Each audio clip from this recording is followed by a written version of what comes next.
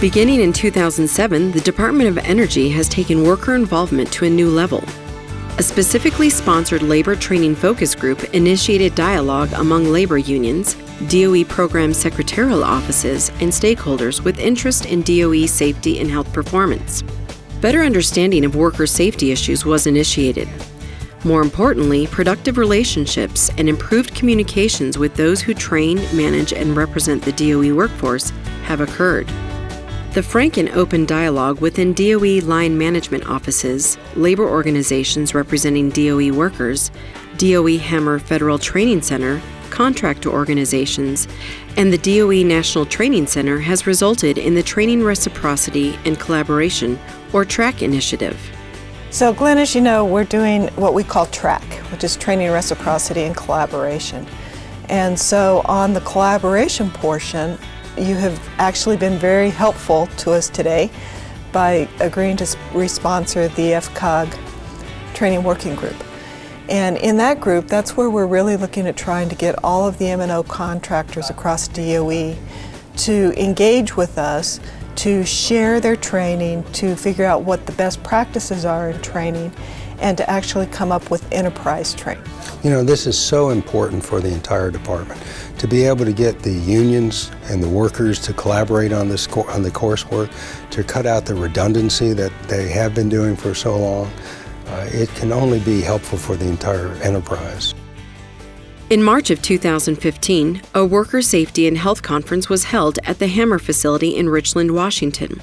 At a meeting of the Labor Training Focus Group, participants were asked to comment on various aspects of the TRAC initiative. Benefit that we've seen are threefold. We've seen a savings of direct costs. We've seen some soft savings, indirect costs, and importantly, in my mind, the workers are very impressed when they come to our site and they don't have to repeat training that they may have taken a year or even 2 years ago. They really like that. They smile quite a bit and say, "Oh, thank you for participating in this project." So it's a good project. I never dreamed that we'd be able to accomplish so much so quickly with the Hammer NTC model. It's remarkable progress we've made in reciprocity and taking the Hammer model across the complex. It's working together with the labor unions, people most at risk, getting the lessons learned out to all the sites so that all workers have access to good quality training. Collaborative activities are ongoing, such as development of a proposed new worker safety orientation, training aids for various audiences supporting 10 CFR 851 implementation, and criteria for when e-learning should be considered for worker training. The centerpiece of TRAC is the Voluntary Training Reciprocity Program that has tremendous potential to bring consistency and standardization to health and safety training across DOE.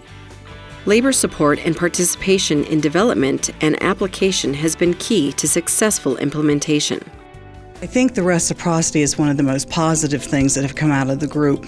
I think the reciprocity is a win-win situation for both DOE and for labor. I'd like to give an example because I think that really shows the win-win, and that is that when we have members that need to go to work, they've already been trained.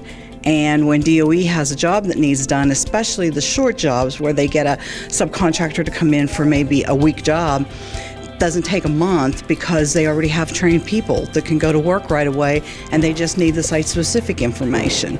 That's a win-win. The Reciprocity Program is designed to evaluate a training provider's course objectives and overall program.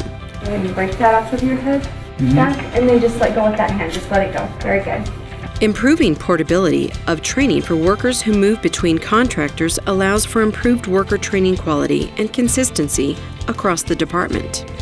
Contractors gain by having additional time for project and job-specific training and by improved worker mobilization. There's different contractors at each site, and so moving from one contractor to another and not having to take redundant training is a big benefit to us. That reciprocity for the unions, particularly those that travel from site to site, is so important. It's something they've been working to get for many, many years. And I feel like we did something that nobody else had been able to do. The program involves an independent evaluation of training against structured criteria to determine the adequacy of a given course against DOE regulatory expectations. This transparent evaluation process results in documentation about the course reviewed for reciprocity, which can aid officials at other DOE sites in determining what additional site-specific gap training is necessary to meet site or project needs. The program also completes a standard evaluation available to the entire DOE complex, rather than maintaining individual contractor training reviews by contractor.